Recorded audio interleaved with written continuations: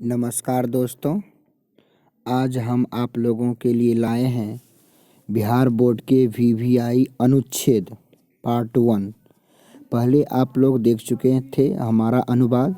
एक पार्ट 1 से लेकर पार्ट 5 तक हम दिखाए थे आप लोगों को। अब अनुच्छेद दिखा रहे हैं जो परीक्षा के दृष्टि से बहुत ही इम्पोर्टेंट।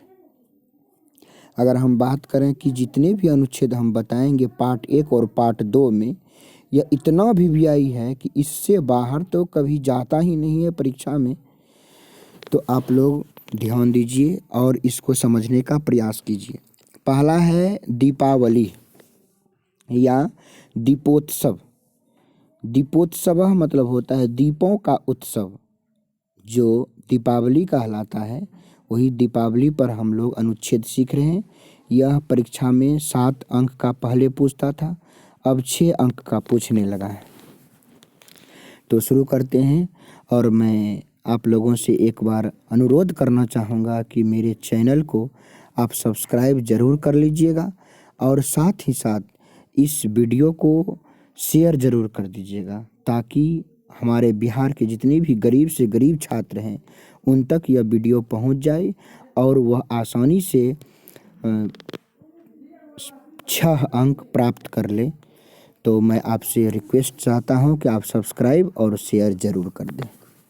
चलिए शुरुआत करते हैं। पहला, दीपावली कार्तिक मासो कृष्ण पक्षो अमावास्यां तिथो दीपावली उत्सवः भवति। कार्तिक मास के कृष्ण पक्ष में, कार्तिक महीना जो होता है हम लोग गांव में सुनते हैं आश्विन कार्तिक, वही है। कार्तिक महीना के कृष्ण पक्ष में अमावस्या के दिन, तिथो मतलब होता है दिन, अमावस्या के दिन दीपावली उत्सव होता है। अस्याम रात्रो लक्ष्मी पूजनम कलिका पूजनम च भवति। कहता है इस रात्रि में लक्ष्मी का पूजा और काली की पूजा होती है। लक्ष्मी और काली की पूजा होती है इसी रात में, दीपावली के रात में ही लक्ष्मी का और काली का पूजा होती है। जनाः अस्मिन् अवसरे नूतनानि वस्त्राणि पात्राणि च क्रीडनकानि दीपावली दीपानां पर्वम् अस्ति। यहाँ पर थोड़ा सा मिस्टेक हो चुका है लिखने में।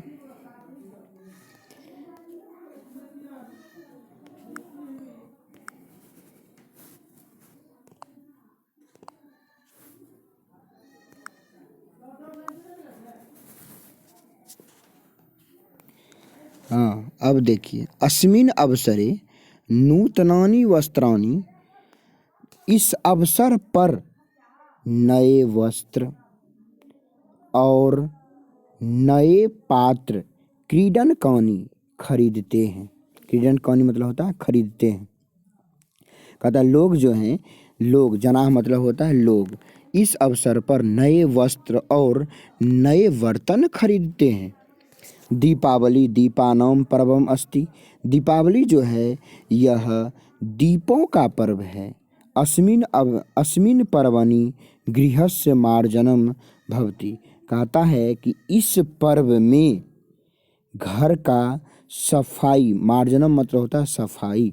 अस्मिन् पर्वणि गृहस्य मार्जनम भवति। इस पर्व में घर की सफाई होता है। अस्मिन् अवसरे जनाः अति प्रसन्नः भवति।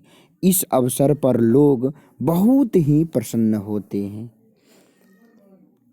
अब चलिए आपको मैं दूसरा सिखाता हूँ हिमालय पर।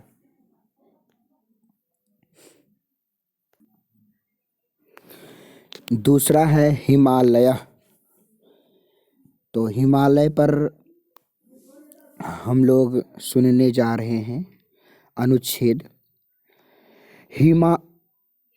भारतस्य उत्तरस्यां दिशि हिमालयः अवस्थितः अस्ति। भारत के उत्तर दिशा में हिमालय अवस्थित है। हिमालयः अस्माकं प्रहरी अस्ति। हिमालय हम लोगों का प्रहरी है, रक्षक है। अस्य विविधानि शृंगानि सदैव हिमाच्छादितानि तिष्ठन्ति। इसके विभिन्न प्रकार के जो श्रृंग है, श्रृंग मतलब होता है सबसे ऊपर का भाग, शीर्ष भाग जो होता है, इसके विभिन्न प्रकार के शीर्ष भाग हमेशा बर्फ से ढका हुआ रहता है। हिमालयात अनेकाः नद्याः प्रभवन्ति। हिमालय से अनेक नदियाँ निकलती है, बहती है। अत्र अनुपमा प्रकृति सुषमा दृश्यते। कहा जाता है कि यहाँ की अनुपम प्रकृति सुंदर दिखलाई देते हैं। ग्रीष्म ऋतौ दूर दूरात् यात्रिणः हिमालये आगच्छन्ति। ग्रीष्म ऋतु में दूर दूर से यात्री हिमालय पर आते हैं। अस्य उपत्यकासु, अस्य मतलब इसके, उपत्यकासु मतलब समीप, इसके समीप बद्रीनाथ, केदारनाथ, अमरनाथ, पशुपतिनाथ आदीनि प्रख्यातानि वर्तन्ते। आदि प्रख्यात हैं इसके आसपास समीप में बद्रीनाथ, केदारनाथ, अमरनाथ, पशुपतिनाथ आदि जो मंदिर हैं यह बहुत ही प्रख्यात हैं। अब तीसरा अनुच्छेद हम लोग सुनने जा रहे हैं अनुशासन पर। अनुशासनम बहुत ही इम्पोर्टेंट है। अनुशासन यह परीक्षा में बार बार पूछता है। नियमानुकूलम शासनम अनुशासनम कथ्यते। नियम के अनुकूल शासन अनुशासन कहलाता है। जो शासन नियम के अनुकूल हो उसे हम लोग अनुशासन कहते हैं। यथा प्रकृति नियमानुकूलाचारणम करोति तथैव अस्माभिः करणीयम्। कहा जाता है कि जिस प्रकार प्रकृति नियम के अनुकूल आचरण करते हैं उसी प्रकार हमें भी करना चाहिए। महाजनानां वार्तानुसारेण आचरणम एवं अनुशासनम भवति। महान लोगों के बातचीत के अनुसार आचरण ही अनुशासन होता है। जो आप जैसा आप आचरण करते हैं वही अनुशासन होता है। अनुशासनम एवं राष्ट्रस्य समुन्नतिम करोति। अनुशासन से ही राष्ट्र उन्नति करता है। अनुशासनम एवं जनेभ्यः यशः प्रशंसा सद्गुणः च ददाति। कहता है अनुशासन ही लोगों को यश, प्रशंसा और सद्गुण देता है। अनुशासितः जनः सर्वत्र सम्मानं प्राप्तं भवति। अनुशासन से ही लोग सभी जगह सम्मान प्राप्त होता है। अनुशासनम सफलतायाः मूलम अस्ति। अनुशासन सफलता का मूल है। चौथा है, यह अनुच्छेद बहुत ही इम्पोर्टेंट है। परोपकार और अनुशासन बहुत ही इम्पोर्टेंट है। 2 पार्ट हम पढ़ाएंगे। एक पार्ट में 4 रहेगा, फिर दूसरा पार्ट में 4 रहेगा। 4 4 8 और 8 गो यदि आप पढ़ लेते हैं तो आपको परीक्षा में इससे बाहर जा ही नहीं सकता, यह मेरा गारंटी है। चलिए परोपकार सुनते हैं। प्रेषाम उपकारः परोपकारः कथ्यते। दूसरों को भलाई कर देना परोपकार कहलाता है। परोपकारः इव न कोपि अपरः धर्मः अस्ति। कहा जाता है कि परोपकार से बढ़कर या परोपकार से ऊपर कोई भी धर्म नहीं है। मानव जीवने परोपकारस्य अत्यंतम महत्वम वर्तते। मानव जीवन में परोपकार का बहुत अधिक महत्व है। अस्मिन् संसारे कोऽपि एकः जनः सर्वाणि कार्याणि न कर्तुं शक्नोति। इस संसार में कोई भी एक लोग सभी कार्य को नहीं कर सकते हैं।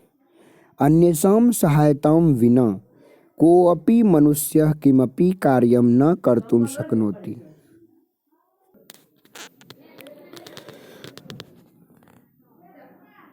अन्येषां सहायतां विना कोऽपि मनुष्यः किमपि कार्यं न कर्तुं शक्नोति। दूसरों के सहायता के बिना कोई भी मनुष्य कोई भी कार्य नहीं कर सकता है। परोपकारः दैवः भावः अस्ति। परोपकार में देवता की भावना होती है। वृक्षाः परोपकाराय एव फलानि ददाति। वृक्ष परोपकार के लिए ही फल देता है। तो आपने देखा कि मैंने 4 अनुच्छेद आपको बताया। मैं आशा करता हूँ कि यह चारों अनुच्छेद यदि आप बढ़िया से पढ़ लेते हैं तो आपको परीक्षा में इस चारों में से एक जरूर आ जाएगा। तो आशा करता हूँ कि मैं आपको अच्छी तरीक़ा से समझाए होंगे। और मेरा ये व्हाट्सअप नंबर है 6202778832। किसी भी विषय का यदि आपको सब्जेक्टिव लेना हो अथवा ऑब्जेक्टिव लेना हो या उसका किसी भी प्रकार के नोट्स का पीडीएफ पाना चाहते हैं, पीडीएफ लेना चाहते हैं, तो हमें 6202778832 पर व्हाट्सअप करें।